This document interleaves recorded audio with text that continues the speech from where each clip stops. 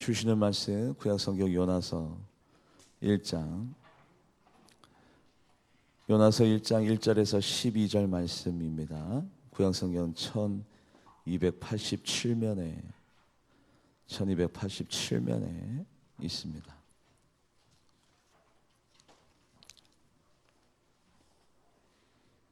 요나서 1장 1절에서 12절, 제가 1절, 성도님들이 2절, 교독에서 12절까지 은혜 나누도록 하겠습니다. 여호와의 말씀이 아미떼의 아들 요나에게 임하니라. 이르시되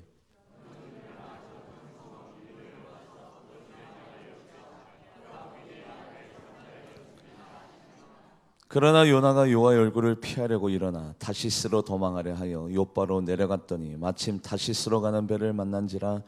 여호와의 얼굴을 피하여 그들과 함께 다시스로 가려고 뱃삭을 주고 배에 올랐더라.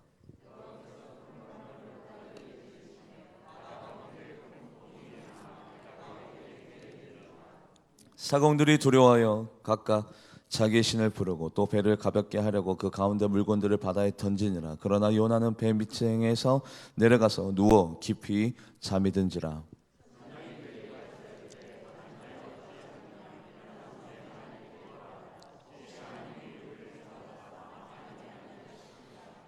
그들이 서로 이르되 자 우리가 제비를 뽑아 이 재앙이 누구로 말미암아 우리에게 임하였느냐 알아보자 하고 곧 제비를 뽑으니 제비가 요나에게 뽑힌지라.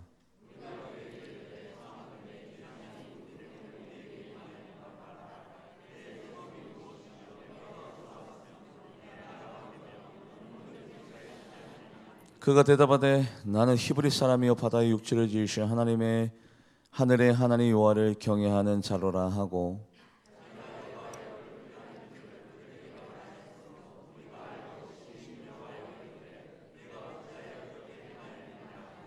바다가 점점 흉흉한지라. 무리가 그에게 이르되 우리가 너를 어떻게 하여야 바다가 우리를 위하여 잔잔하겠느냐 하니 그가 대답하되 나를 들어 바다에 던지라. 그리하면 바다가 너를 위하여 잔잔하리라. 너희가 이 큰 폭풍을 만난 것이 나 때문인 줄을 내가 아노라 하니라. 아멘. 기도하시겠습니다. 하나님 감사합니다.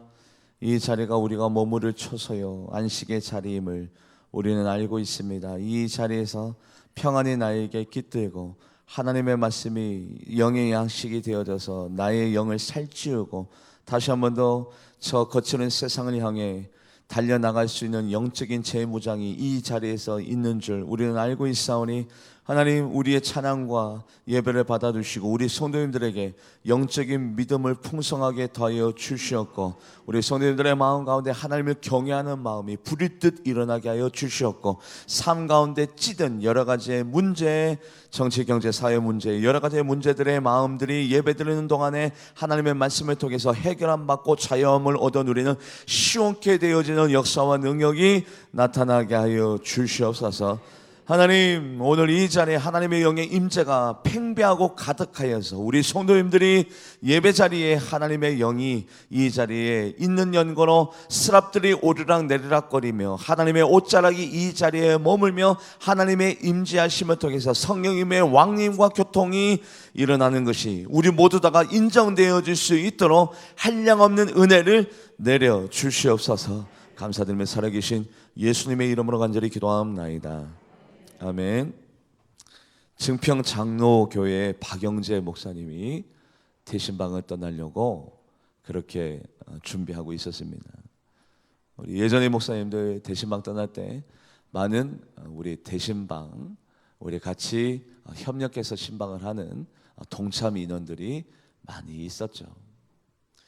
그때 얽히고 설킨 안 좋은 이해관계에 있었던 어떤 성도님이 직분을 얘기할 수는 없습니다. 어떤 성도님이 바로 박영재 목사님에게 이렇게 말을 건넵니다. 목사님, 오늘 이렇게 대신방을 하는데 그런데 대신방에 앞서 목사님의 아드님이 여러분들 그 언어를 용서해 주세요. 그분이 했던 말을 그대로 옮기려고 하니까 이렇게 굉장히 교양스럽지 못한 말씀을 여러분들에게 드리게 되면 용서해 주세요. 목사님의 아드님이 벙어리시잖아요. 아니, 아드님이 벙어리인데 어느 가정 가서 누구에게 덕담의 말씀과 희망의 말씀을 전한단 말인지 잘 모르겠네요. 초소하고 비아냥 거리더랍니다.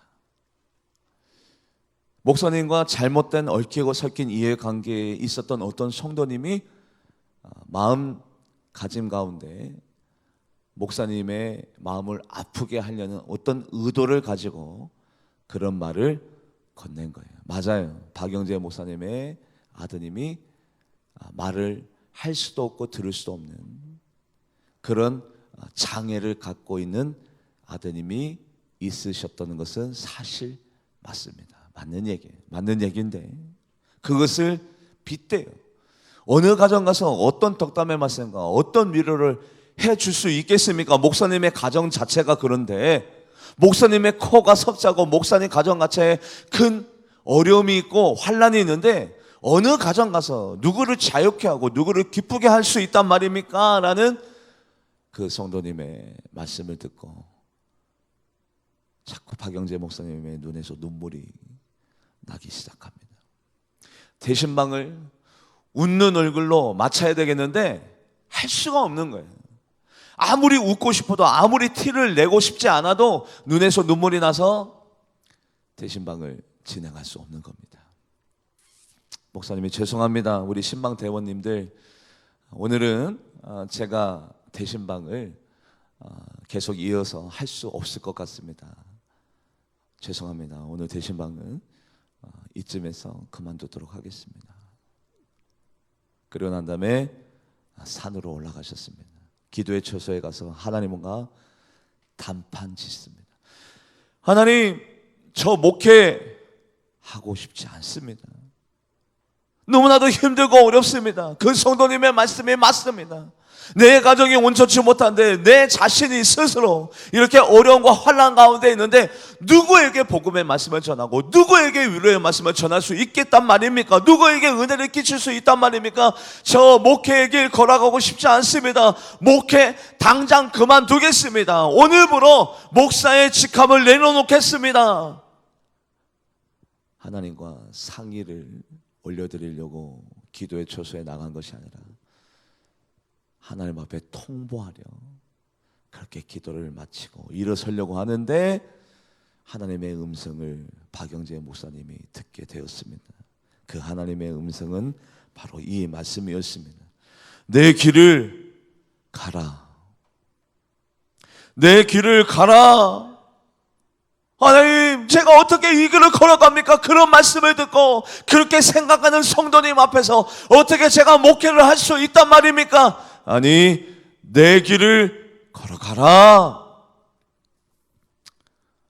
하나님의 음성을 듣고 다시 마음을 고쳐 드시고, 그래, 나는 비록 이 길을 걸어가고 싶지 않지만, 나는 이 사명을 내려놓고 싶지만 하나님의 음성을 들었고 하나님의 뜻과 하나님의 계획을 아는 연고로 그럼에도 불구하고 이 길을 걸어가야지. 다시 마음을 고쳐 먹고 집으로 왔는데 아들이 여전히 그렇게 장애를 가지고 집에 있는 모습을 보고 너무 딱하고 또 잠깐이지만 아들에 대한 불평과 원망, 그 마음이 잠시 잠깐 살짝 들었던 터라 아들에 대해서 너무 미안하고 또 안쓰러워서 아들을 붙잡고 울면서 여러분들 안수합니다. 여러분들 한번 생각해 보세요. 하기 싫어도 걸어가야 되는 그 길이 사명의 길이에요. 어려워도 힘들어도 가고 싶지 않아도 가야 되고 때로는 도망가고 싶고 때로는 박차고 일어나고 싶고 때로는 내려놓고 싶어도 해야 되는 것이 사명의 길이에요. 그 아들을 붙잡고 안수하는데 아들이 갑자기 떼굴떼굴 구릅니다. 아들이 떼굴떼굴. 이게 어떻게 된 일인가? 목사님이 너무 당황했어요. 무슨 일이야? 왜 그래? 아들이 한참 괴성을 지르면서 떼굴떼굴 구르더니 아버지라고 말을 대는 거예요. 할렐루야.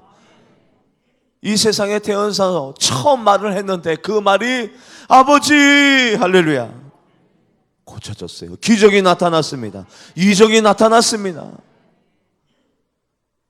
그 예화를 저희 아버지가 아주 친한 목사님에게 얘기를 듣고 난 다음에 저희 아버지가 붕해를 종종 다니셨습니다. 그래서 옥천군 청사면 소설이 소소교회에서 부흥회를 인도하시다가 이 예화를 그렇게 많은 성도님들에게 선포하셨어요. 이런 일이 있었습니다. 우리는 사명의 자리를 벗어나지 맙시다. 하나님께서 우리에게 원하십니다. 너희 길을 걸어가라. 그런데 갑자기 저 뒤에서 목사님, 강사님, 어떤 분이 손을 들고 자리에서 벌떡 일어난, 여러분들 예배 시간에 갑자기 자리에서 벌떡 일어나서 강사님 하면 얼마나 놀래요. 그런데 그분이 뭐라고 말하냐면 제가 바로 그 박영재 목사입니다. 할렐루야. 그리고 하나님께서 내 아들을 고쳐주었습니다. 기적이 나타났고 이적이 나타났습니다. 저는 무사히 사명을 감당할 수 있었고 목회를 아주 기쁘게 즐겁게 행복하게 잘 마칠 수 있었습니다. 할렐루야. 그게 바로 사명의 자리라는 거죠. 사명의 자리. 오늘 본문 말씀, 요나에게 하나님의 말씀이 임하였습니다. 하나님의 말씀이 임하지 아니하고 이 자리에 계신 분 한 분도 없을 거예요. 다 하나님의 말씀이 임했어요. 누구에게는 옆집에 계신 어떤 집사님에게 하나님의 말씀의 복음을 들었고, 누군가는 태어날 때부터 부모님으로부터 하나님의 말씀을 들었고, 누군가는 친구에게 하나님의 말씀을 들었습니다. 우리 모두 다가 하나님의 말씀이 임했던 자이기 때문에 이 자리에 있는 거죠. 아미떼의 아들 요나에게 하나님의 말씀이 임했습니다. 하나님의 말씀이 왜 임했을까요? 하나님께서 무언가를 말씀하고 싶었기 때문에 하나님의 말씀이 임했겠죠. 하나님께서 바로 요나에게 어떤 말씀을 전하고 싶었는지 우리는 알 수 있습니다. 뭡니까? 하나님께서 요나에게 원하시는 뜻을 전달하려고, 하나님께서 요나에게 원하시는 하나님의 섭리와 하나님의 계획과 하나님의 목적과 하나님의 목표를 요나에게 알려주기 위하여 하나님의 말씀이 요나에게 임하였죠. 같이 말씀을 읽어볼까요? 요나서 1장 1절에서 2절 말씀 합독해 보도록 합니다. 시작. 여호와의 말씀이 아미떼의 아들 요나에게 임하니라. 이르시되 너는 일어나 큰 성읍 니느웨로 가서 그것을 향하여 외치라. 그 악독이 내 앞에 상달되었음이니라 하시리라. 아멘. 아미떼의 아들 요나에게 하나님의 말씀이 임했어요. 그런데 알고 보면 나에게도 임해서 오늘 제가 이 자리에 있고 여러분들에게도 하나님의 말씀이 임하여서, 그것이 부모님에게로 됐던, 내 이웃에 사는 이웃 사촌이 됐던, 내 형제가 됐던, 아니면 내 동생이 됐던, 내 친구가 된 누구를 통해서든 하나님의 말씀이 나에게 임하였기 때문에 우리가 이 제자리에, 이 예배 자리에 내가 있어야 될 이 자리에 내가 있는다라면 나에게 원하시는 하나님의 계획과 하나님의 뜻과 하나님의 목적이 우리 모두 다에게도 있다라는 사실을 여러분들이 믿으시기를 주님의 이름으로 간절히 바랍니다. 목사님, 하나님의 뜻과 하나님의 계획과 하나님의 섭리가 목사님에게나 장로님에게나 권사님에게나 있는 거지 나 같은 무슨 성도에게, 권찰에게, 집사에게 있을까요? 여러분들, 하나님이 뜻없이 여러분들을 부르실 리가 있나요? 하나님이 여러분들에게 원하시는 것이 있어요. 하나님의 계획과 하나님의 섭리가 모두 다에게 계셔요. 계셔. 그것을 우리는 하나님의 사명을 위해서 먹고 마시고 주무시고 일어나는 자가 있고, 하나님의 사명을 알면서도 그 하나님의 사명을 잊어버리고 망각하고 그 하나님의 사명을 바라보지 아니하려고 하는 분이 계시고, 하나님의 뜻이 어디에 있는지 하나님의 계획이 어디에 있는지 아예 모르시는 분으로 나눠질 수 있습니다. 사명을 위해서 살아가는 분이 있고, 사명을 알긴 아는데 그 사명을 감당하는 것이 어려워서 힘들어서 그 사명을 무시하고 바라보지 아니하고 망각하고 잊어버리고 살아가는 분이 있고, 아예 사명이 무엇인지 하나님의 뜻과 하나님의 계획이 어디에 있는지 아예 모르고 사시는 분들이 있는데, 중요한 것은 내가 아무리 부정하고 내가 아무리 무시하고 내가 아무리 눈을 감고 있어도 하나님의 사명은, 하나님의 계획은, 나를 향하신 하나님의 소원과 하나님의 섭리는 있다라는 거죠. 내가 아무리 눈을 감고 아무리 안 쳐다보고 아무리 무시해도 나를 향하신 하나님의 뜻은 있다라는 거예요. 그 사명과 그 뜻을 왜 사람들이 거부하느냐, 왜 많은 사람들이 그 뜻을 부담스럽게 생각하느냐? 힘들기 때문에.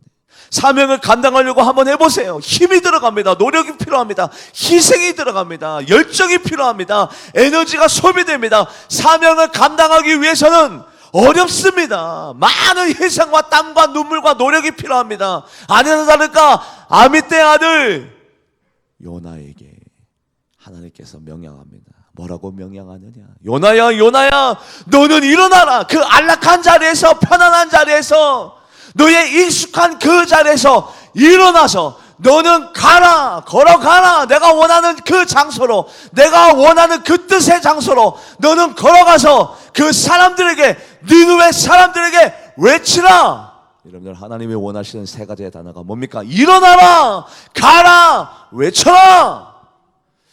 여러분들, 그 하나님의 말씀을 준행하려면 평범한 자리, 편리한 자리, 안락한 자리, 편리한 자리에 일어나서 그 먼 곳까지 하나님의 뜻을 완성하기 위해서, 하나님의 뜻과 하나님의 계획을 준행하기 위해서 바로 그 니느웨까지 걸어가야 하고, 그 니느웨 사람들이 요나에 대해서 조소하고 비아냥거리고 비판하여도 요나는 하나님의 말씀이 그 가슴 안에 머물러 있기 때문에 그 사람들이 어떻게 생각하든지 간에 하나님의 말씀을 외쳐야 돼요. 많은 수고와 땀과 노력이 필요합니다. 사명 감당하는 거 여러분들 쉽던가요? 어려워요. 힘들어요. 희생이 필요해요. 수고가 필요해요. 노력이 필요해요. 그럼에도 불구하고 우리는 사명자입니다. 그래서 하나님께서 요나에게 구체적으로 요구합니다. 요나야, 일어나라, 걸어가라, 외쳐라. 말씀을 읽어볼까요? 요나서 1장 2절 말씀. 요나서 1장 2절 말씀 합독해 보도록 합니다. 시작. 너는 일어나 저 큰 성읍 니느웨로 가서 그것을 향하여 외치라. 그 악독이 내 앞에 상달되었음이니라 하시니라. 아멘. 목사님, 정말 하나님이 나에게도 지금 말씀하고 계십니까? 누구누구 집사여, 누구누구 권사라, 너는 일어나서 내가 원하는 바로 그 자리, 교사의 자리, 성가대의 자리, 청소의 자리, 희생의 자리, 봉사의 자리, 바로 그 자리로 가서 나의 복음은, 나의 뜻을, 나의 계명을 외쳐라. 그거 목사님에게만, 전호사님에게만, 장로님에게만 허락되는 하나님의 뜻과 하나님의 사명 아닙니까? 아니에요. 누구나가 다 이 세상에 태어난 분들은 하나님께서 원하시는 뜻과 목적이 있기 때문에 이 세상에 태어났어요. 아니나 다를까? 저희 말씀을 한번 들어볼까요? 예레미야라는 사람이 있습니다. 예레미야에게 하나님께서 말씀하십니다.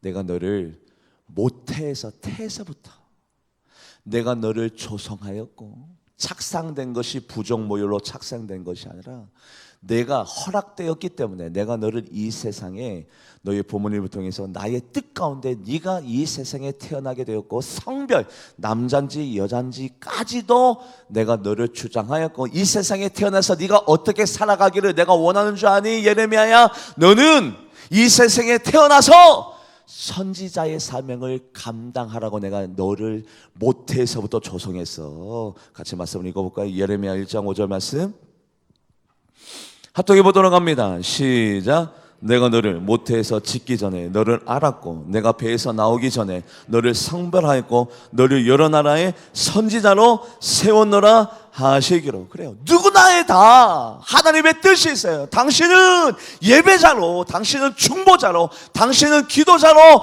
당신은 전도자로, 당신은 충성 봉사자로, 당신은 물질로 섬기고, 당신은 건강으로 섬기고, 당신은 이쁜 미소로 섬기고, 당신은 순종으로 섬기고, 모두 다가 하나님께서 그 사람에게 원하시는 하나님의 뜻이 있어요. 할렐루야.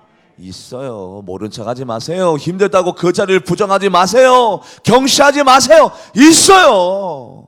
누구나에게 다 하나님께서 원하시는 소원이 있습니다. 뜻이 있습니다. 예레미야는 선지자로 하나님께서 이렇게 불러주셨습니다. 사도 바울은 하나님께서 이렇게 불러주셔서 다메섹 도상에서 예수님께서 말씀하십니다. 너는 이방 사람들과 임금들과 내 이스라엘 자손을 위하여 나의 이름을 선포할 나의 전도자의 그릇이야, 그릇. 네가 해야 될 일은, 앞으로 너의 인생은, 너의 시간은, 너의 세월은 반드시 내가 원하는 대로 내 이름을 이방 사람들과 이방 임금들과 이스라엘 자손을 위해서 나의 이름을 선포해야 돼. 너는 나의 그릇이야. 할렐루야. 하나님께서 원하시는 뜻이 사도 바울에게 임합니다. 저도 마찬가지입니다. 저도 이 길을 걸어가고 싶지 않아서 목숨 걸고 두세 번 기도한 적이 있어요. 이 길을 웬만하면 걸어가고 싶지 않아서 무시하고 부정하고 이 길을 떠나고 싶어서 하나님 앞에 목숨 걸고 기도한 적이 두세 번인데, 그때마다 하나님께서 네가 행복한 자리가 어떤 자리인가 너 모르지. 네가 가장 후회하지 않아야 하는 자리, 행복한 자리, 기쁨의 자리가 어느 자리인지 모르지. 너는 이 자리에 있어야 네가 가장 행복감과 안정감과 평안감을 누려. 이 바보야. 바보야는 빼고 하나님이 막 책망하세요. 이 어리석은 사람아. 아유, 저는 깜짝 놀랐어요. 왜 나같이 자꾸 눈물만 나. 왜 나같이 못난 사람을, 저보다 더 착하고 능력 많고 순종적이고 인품이 훌륭한 분들이 너무너무 많은데 왜 나같이 준비되지 못한 자를, 거치고 따지기 좋아하고 이성적이고 논리정연한 거 좋아하고 검증되지 않으면 믿지 않는 이 믿음 없는 사람을 왜 자꾸 그렇게 그 자리로 부르시는지 저는 거부하다가 포기했어요. 그런데 저에게만 하나님의 그런 뜻이 있느냐? 아니요. 여러분들에게, 요나에게만, 예레미야에게만, 사도 바울에게만 아니에요. 저에게만, 누구나가 다 하나님의 뜻이 있어요. 말씀을 읽어볼까요? 사도행전 9장 15절 말씀. 사도행전 9장 15절 합독해 보도록 합니다. 시작. 주께서 이르시되 가라. 이 사람은 내 이름을 이방인과 임금들과 이스라엘 자손에게 전하기 위하여 택한 나의 그릇이라. 근데 하나님의 뜻과 하나님의 계획과 하나님의 섭리를 우리가 아는데, 사명을 위해서 살아가는 자가 있고, 사명이 뭔가를 알지만 무시하고 경시하고 그 사명의 자리를 떠난 자가 있고, 아예 사명이 무엇인지도 관심도 없고 모르는 분이 있는데, 요나는 내가 무엇을 위해서 살아야 할지, 어떤 것을 위해서 살아야 할지, 하나님의 뜻이 무엇인지 아는데도 불구하고 불순종했어요. 왜 불순종했냐면 개인적인 판단에 의해서입니다. 여러분들, 이 니느웨가 어느 도시냐면 지금으로 얘기하자면 이라크의 수도 바그다드입니다. 이라크와 예루살렘은 끊임없이 역사적으로 계속해서 앙숙의 나라입니다. 우리나라로 치자면 어느 나라예요? 그 나라예요. 친해질래야 친할 수 없는, 가깝고도 먼 나라, 그 나라. 그런 역사적인 안 좋은 역사적인 기록들과 뒷배경들이, 비하인드 스토리들이 있기 때문에 요나 마음이 확 닫혀버린 거예요. 하필 왜 니느웨에 가서 우리나라의 원수, 우리나라에게 막대한 피해를 끼치고 내 형제와 내 자손들에게 가장 안 좋은 것들을 가져다 준, 왜 바로 그 니느웨 사람들에게 가서 멸망당하는 것이 지당하고 죽어야 되는 것이 마땅한 그 사람들에게 가서 내가 왜 하나님의 복음을 전해야 됩니까? 나는 그렇게 못합니다. 그 사명의 자리를 박차고 일어섰습니다. 그런데요, 여러분들, 여기에서 요나가 실수하는 게 있어요. 그 실수는 뭐냐면, 내가 좋다고 해서 그 사명을 감당하는 것이 사명이 아니라, 내가 싫다고 해서 그 사명을 내가 감당하지 않아도 되는 것이 사명이 아니라, 사명은 뭐예요? 내가 좋든지 싫든지 하나님이 원하시면 그 자리에 내가 반드시 있어야 되고, 내가 좋든지 싫든지 하나님이 원하면 반드시 그것을 행해드리는 것이 사명이에요. 사명. 근데 요나가 그것을 자기의 어떤 개인적인 감정과 개인적인 판단으로 그 사명을 거부해버리죠. 여러분들, 사명을 감당하려면 순종하는 마음이 우리에게 필요한데, 순종이 뭡니까? 좋든지 싫든지 무조건 하는 것이 순종이고, 그리고 여러분들 순종이 아닌 동의는 뭡니까? 내가 좋아하는 것이 있으면 하겠다고 하는 것이 동의고, 내가 싫어하는 것이 있으면 안 하겠다고 하는 것이 그게 동의입니다. 순종은 뭐라고요?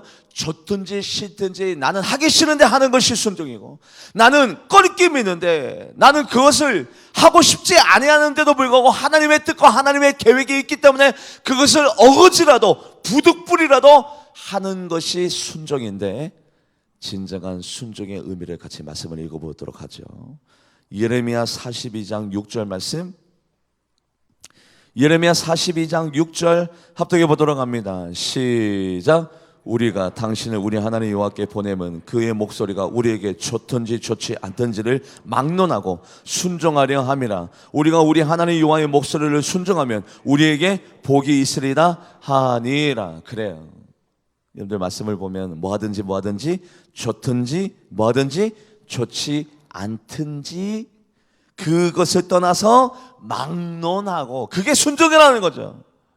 우리는 속았습니다. 내가 동의가 되어질 때 아멘, 네 그거 제가 하겠습니다, 저에게 맞습니다, 저도 마음이 쏠리네요, 저도 마음이 열려지네요.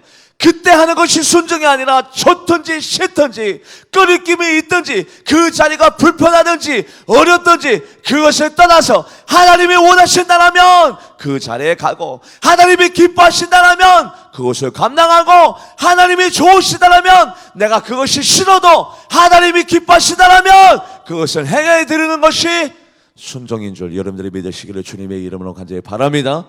하나님도 아세요. 네가 싫은데 그것을 감당하고 있어서 나는 좋다. 그래서 하나님이 가만히 두고 보지 아니하시고 그 사람에게 뭐를 준대요? 뭐를 준대요? 복을. 우리 성도님들은 참 겸손하셔서 다 아는데도 대답을 안 하세요.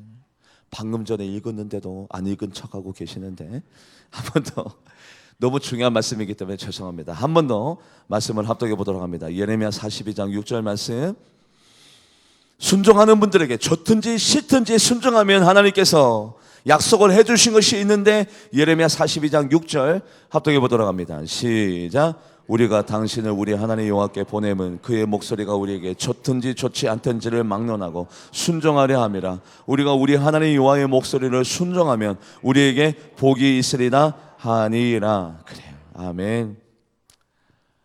우리 하나님도 다 아신다니까요. 너 그거 네 체질에 안 맞지? 네. 네가 그거 감당하려면 그 사람 껄끄럽지? 네. 그 사람이 너에게 아픔을 준 적 있지? 네. 그럼에도 불구하고 너는 그 자리에 있어? 네. 하면 하나님이 다 아세요. 얼마나 많은 희생과 노력과 수고를 통해서 그 자리에서 자리매김하고 있는지.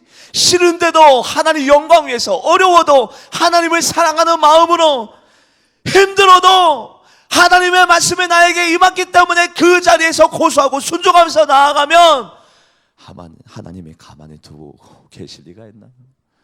하나님께서 은사 주시고 복 주시고 능력 주시고 권능 줄 줄 믿습니다. 그게 바로 사명이라는 거죠. 우리 주님께서 사명을 어떻게 감당하셨습니까? 우리 주님이 좋은 것만 하셨나요? 아니요. 이 잔을 내게서 옮겨 주시옵소서. 하나님, 이 백성을 구하는 방법이 십자가의 길밖에 없습니까?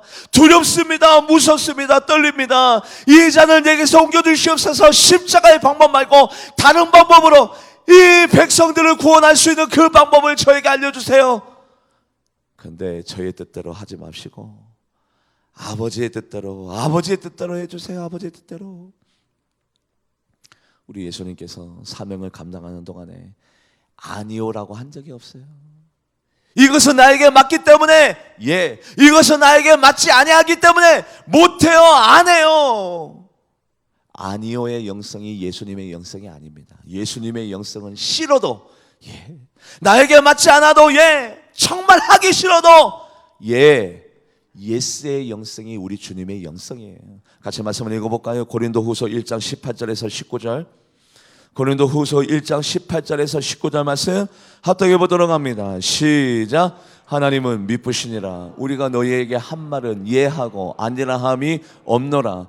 우리 곧 나와 실로아노와 디모데로 말미암아 너희 가운데 전파된 하나님의 아들 예수 그리스도는 예하고 아니라함이 되지 아니하셨으니 그에게는 예만 되었느니라. 아멘. 우리 예수 그리스도, 우리 주님에게는 뭐가 없어요? 아니오가 없어요. 뭐만 있어요? 예만 있어요. 할렐루야.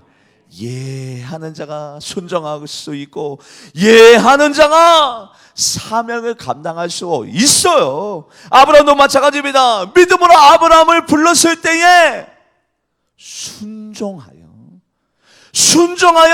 장래 유업으로 받을 바로 그 땅을 위하여 일단 떠났어요. 갈 바를 알지 못하는데도 불구하고 떠났어요. 뭐함으로 말미암아? 순종함으로 말미암아 일단 떠났어요. 떠나고 난 다음에 갈 바를 알지 못하고 헤매지만 아브라함의 마음 가운데 순종의 마음, 하나님의 말씀이라면 어디로 갈까? 어디에 더 머무를까? 어디에서 잠을 잘까? 그 모든 계산을 다 뒤로 한 채, 그 모든 처지를 다 없애버린 채 하나님의 명령이라면, 하나님의 말씀이라면 순종함으로 말미암아 갈 바를 알지 못하지만 장차 받을 그 유업의 땅을 위하여 떠났습니다. 떠나고 난 다음에 하나님의 음성을 기다렸어요. 말씀을 읽어보도록 합니다. 히브리서 11장 8절 말씀 합독해 보도록 합니다. 시작. 믿음으로 아브라함은 부르심을 받았을 때 순종하여 장래 유업으로 받을 땅에 나아갈새 갈 바를 알지 못하고 나아갔으며. 아멘. 이게 순종이라는 거죠. 순종. 근데 요나가 불순종하여 사명의 자리를 박차고 자기의 뜻대로 살기 시작하였습니다. 불순종하는 자에게, 사명의 자리를 걷어찬 자에게, 사명의 자리를 망각하고 잊어버리는 자에게 기다리는 것은 꽃길이 아니라, 황금길이 아니라, 비단길이 아니라 뭐가 기다리고 있었어요? 폭풍, 환란. 사명의 자리가 무겁습니까? 어렵습니까? 힘듭니까? 그것을 박차고 일어나면 기쁘고 즐겁고 행복할 것 같죠? 아니요. 기다리는 것은 뭐예요? 폭풍이고 비바람이에요. 말씀을 읽어볼까요? 요나서 1장 4절 말씀. 요나서 1장 4절 합독해 보도록 하겠습니다. 시작. 여호와께서 큰 바람을 바다 위에 내리심에 바다 가운데 큰 폭풍이 일어나 배가 거의 깨지게 된지라. 사명의 자리를 벗어났더니 나의 편안함과 내 뜻과 나의 안락함을 위해서 사명의 자리를 망각하였더니 즐거울 줄 알았는데, 기쁠 줄 알았는데, 행복할 줄 알았는데 기다리는 것은 폭풍이고 비바람이고 환란이에요.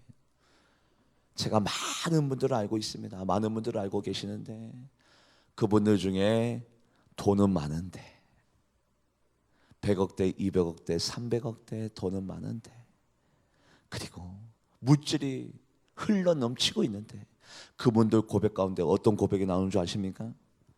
목사님, 인생이 무상해요. 뭐 때문에 사는지 모르겠어요. 삶에 기쁨이 없어요. 소망이 없어요. 왠지 아세요? 그분들의 특징이 있어요. 그게 뭐냐면 사명의 자리를 벗어나면 행복하지가 않아요. 돈이 있어도, 권세가 있어도, 능력이 있어도, 많은 것들을 좌우지할 수 있는 그런 권력이 있어도 사명의 자리를 벗어나면 행복하지가 아니하고 기쁘지가 않아요. 그냥 거꾸로 가난해도 병들어도 여러 가지 풀리지 아니하는 여러 가지 문제가 있어도 내가 사명의 자리에 있으면 그 자리에서 하나님 앞에 영광 올려드리고 있으면 하나님이 나에게 기쁨을 주십니다. 행복을 주십니다. 평안을 주십니다. 만족을 주십니다. 할렐루야. 그게 사명의 자리예요. 많은 분들이 사명의 자리를, 십자가를 내려놓으면, 그 자리를 벗어나면, 그 무거운 짐을 내려놓으면 행복해질 줄 아는데 거꾸로예요. 뭐가 기다리고 있다고요? 풍랑이, 비바람이. 아니나 다를까 여러분들, 이 사명의 자리는 우리의 선택의 여지에 담겨져 있는 것이 아닙니다. 솔로몬이 자기 아버지에 대해서 이렇게 평가한 적이 있습니다. 여러분들 우리 아버지가 왜 하나님 앞에 사랑받는 줄 아십니까? 왜 이스라엘 왕이 된 줄 아십니까? 여러분들 다윗처럼 태평성대를 누리고 부국강병한 나라를 이룬 왕이 어디 있습니까? 그것을 솔로몬이 많은 분들에게 그 이유를 알려줘요. 왜냐하면 우리 아버지는 하나님 앞에서 성실, 공의, 정직했기 때문에 하나님께서 특별히 내 아버지를 사랑하시고 이뻐하셔서 내 아버지를 이스라엘 왕으로 세워주시고 많은 부귀와 권세를 주셨습니다. 바로 성실, 공의, 정직 때문입니다. 솔로몬의 그 해석이 맞았어요. 하나님이 왜 다윗을 이 세상에 태어나게 하셨고 다윗에게 향한 하나님의 뜻과 하나님의 계획이 있었는데 다윗이 해야 될 일은 예레미야 선지자처럼 너는 선지자로 살아가라, 사도 바울처럼 너는 나의 전도의 그릇이 되어야 될 것이야. 아니요, 다윗이 해야 될 일은 이 일이었습니다. 뭡니까? 공의와 정의. 이것을 위해서 다윗은 태어났고 이것을 해야만 하나님께서 다윗의 인생을 기름지게, 행복하게, 잘 되어지게, 형통하게, 이기게 만들어주시고, 다윗은 만약에 공명정대한 정의와 공의를 행하는 왕이 아니라면 폐위되겠죠. 왕의 자리에서 그 왕의 자리를 상실되겠죠. 하나님이 가만두지 않습니다. 여러분들, 사명은 내가 감당해도 되고 감당 안 해도 되는 자리가 아니라 사명의 자리를 내려놓으면 풍랑이 기다리고 있어요. 정말 그런가? 말씀을 읽어볼까요? 예레미야 21장 12절 말씀. 예레미야 21장 12절 합독해 보도록 합니다. 시작. 여호와께서 이와 같이 말씀하시니라. 다윗의 집이여, 너는 아침마다 정의롭게 판결하고 탈취당한 자를 압박자에. 자, 여기까지요. 자, 보시면 여기까지요. 감사해요. 다윗아, 나는 너에게 원하는 것이 있다. 그게 바로 하나님의 사명이겠죠. 하나님의 뜻이 우리들에겐 사명이 되니까 너는 딴 거보다도 공의와 정의를 해라. 가난하다고 해서 그 사람을 무시하거나 없다고 해서 그 사람에게 불이한 판결을 내리지 말고, 있든 없든 그 사람의 권세가 있든 없든 너는 공명정대하게 정의와 그리고 뭐를요? 공의를 행해야 네가 왕으로서의 그 존재감을 나타나고 나에게 영광이 되어지고, 만약에 네가 공의와 정의를 행하지 아니하면 하나님이 다윗을 가만히 두느냐? 아니요. 그 다음 장면 같이 읽어볼까요? 그 다음 구절 같이 합독해 보도록 합니다. 시작. 그리하지 아니하면 너희의 악행 때문에 내 분노가 불같이 일어나서 사르르니 능히 끌 자가, 다윗아, 너는 공명정대하게 공의와 정의를 행하는 것이 나의 뜻이고 네가 걸어가야 될 인생길이고 바로 그것이 사명이야. 네가 만약에 공의와 정의를 행하지 아니하면 나의 분노가, 나의 진노가 뭐같이 일어난대요? 불일 듯 일어나서, 불같이 일어나서 내가 너를 태워버릴 거야. 가만히 두지 않아. 너는 그 사명을 반드시 완성해야 돼. 다윗아, 거꾸로 다윗이 공의와 정의를 행할 때 하나님께서 다윗을 어디 가든지 간에 지는 자로 살게 하셨을까요? 이기는 자로 살게 하셨을까요? 이기는 자. 사명을 감당할 때 우리가 형통하게 되고 사명을 감당할 때 우리가 이기는 자가 됩니다. 아니나 다를까? 말씀을 읽어볼까요? 사무엘하 8장 14절에서 15절. 사무엘하 8장 14절에서 15절 말씀 합독해 보도록 합니다. 시작. 다윗이 에돔의 수비대를 두되 온 에돔의 수비대를 두니 에돔 사람이 다윗의 종이 되니라. 다윗이 어디로 가든지 여호와께서 그래요. 다윗이 어디로 가든지 이기는 자가 됐대요. 얼마나 신바람 납니까? 어디 가든지가 잘 되고 어디 가든지 형통하고 어디 가든지 사람들에게 인정받고 박수받고 어디 가든지 사람들이 좋아하는 이기는 자로 살아갈 수밖에 없었던 이유는 그 다음 구절에 나와요. 같이 읽어볼까요? 시작. 다윗이 온 이스라엘을 다스려 다윗이 모든 백성에게 정의와 공의를. 정의와 공의가 우리가 이미 읽었습니다. 어떤 말씀은요? 예레미야 말씀을 읽었어요. 바로 그것이 하나님이 다윗에게 원하시는 뜻이었고 그 뜻을 다윗이 성취하고 이루어지고 사명을 감당할 때에 하나님이 그 사명을 감당하는 다윗을 보시고 어디 가든지 간에 형통한 자로, 이기는 자로, 승리하는 자로 하나님께서 세워두시고 주장하여 주신 줄 믿습니다. 우리가 사명을 감당하면 사명을 감당하는 것이 끝나지 않냐고 하나님께서 그 모습을 보시고 이기는 자로, 형통한 자로, 승리하는 자로 세워질 줄 믿습니다.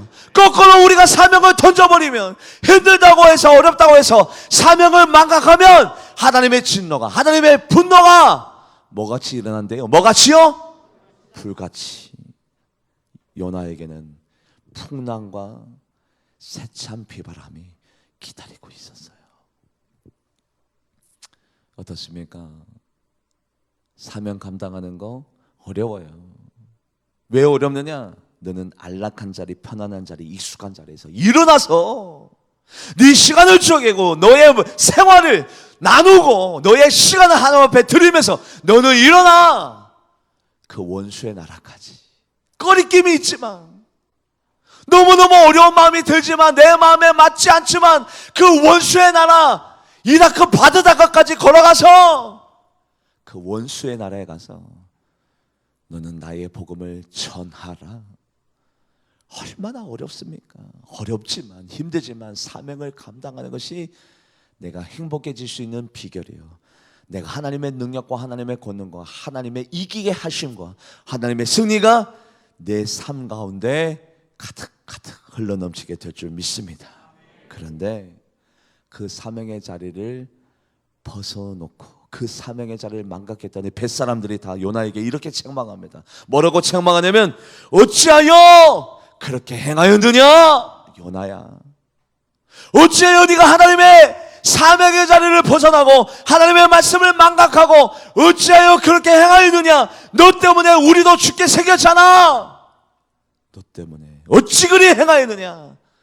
우리가 심판답에 섰을 때 우리 하나님이 우리에게 물을 겁니다. 뭐라고요? 내가 사명을 내려놓고 사명을 망각하고 사명을 잊고 살면 어찌하여 그렇게 행하였느냐?